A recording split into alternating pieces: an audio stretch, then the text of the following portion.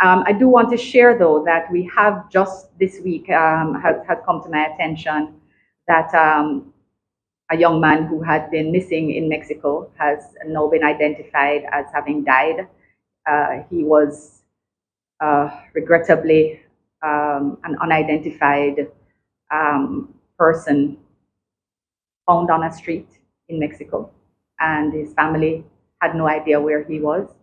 And the persons who were supposed to have been traveling with him became uncontactable by the family. And however, some efforts were made by our embassy in Mexico to reach out to the department that is responsible for identification of personnel and of persons.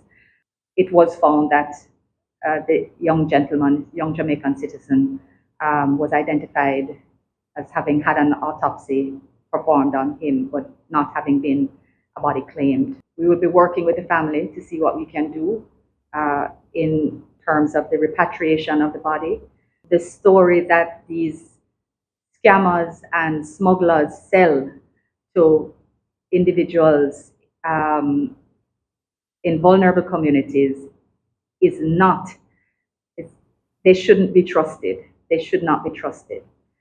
There are real consequences to trying to enter the US illegally, or any other country for that matter. And we really encourage Jamaicans to take a second and a third thought before it is that they take that decision.